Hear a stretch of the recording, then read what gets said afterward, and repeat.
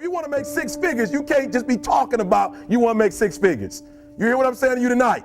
If you do the 3 things I tell you to do tonight, I guarantee you, whatever it is you want to do in life, you'll be able to do. You will be able to accomplish whatever you want to academically, financially, relationally, whatever. It was a young man who, he wanted to make a lot of money, and so he went to this guru, right? And he told the guru, I want to be on the same level you on. And so the guru said, if you want to be on the same level I'm on, I'll meet you tomorrow at the beach at 4 a.m. He like, the beach? I said, I want to make money. I don't want to swim.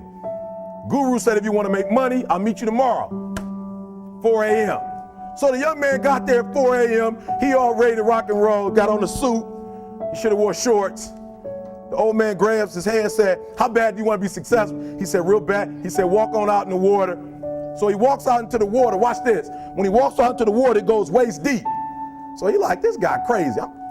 I want to make money. He got me in. So he said, come out a little further. Walked out a little further. Then he had it right around this area, the shoulder area. So this old man crazy. He making money, but he crazy.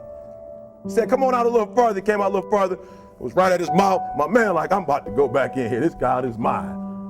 So the old man said, I thought you said you wanted to be successful. He said, I do. He said, walk a little further. He came, dropped his head in, held him down, hold him down. My man getting scratching, holding him down. Just before my man was about to pass out, he raised him up. He told the guy, he said, when you want to succeed as bad as you want to breathe, then you'll be successful. I don't know how many of y'all got asthma in here today, but if you ever had an asthma attack before, you short of breath, SOB, shortness of breath, you wheezing. The only thing you trying to do is get some air.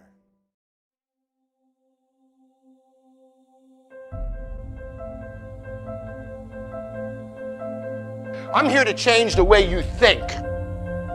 And if I can change the way you think, I can't help but change what you do, can I? Let me introduce you to the concept of success. Ben Franklin was a pretty smart guy, and I want to start with a quote by him. If you do tomorrow what you did today, you will get tomorrow what you got today. You want to know what that means? The average American makes between 3 and 5% more each year. That's the deal. So it takes you 20 years to double your income in America as an average person. That's the mediocrity that we're stuck in life. And then you meet people who have the uncanny ability to double their income in a year, to get promoted 5 times in a year. The ones that beat the system, the ones that conquer it.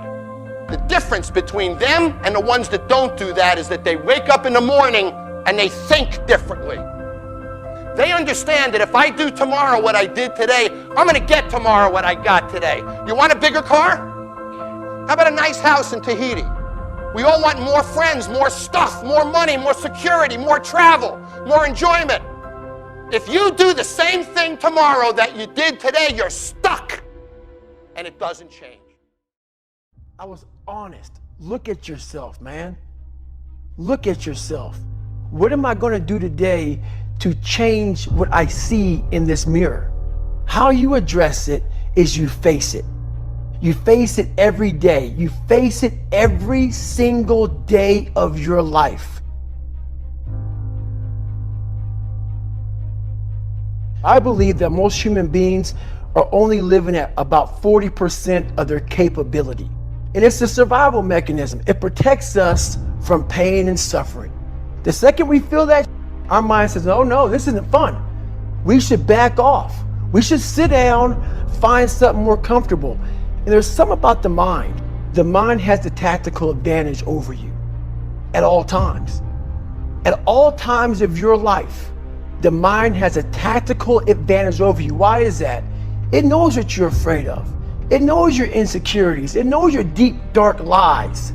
And it starts to push you away from that. It pushes you in a direction that is comfortable. The mind controls everything.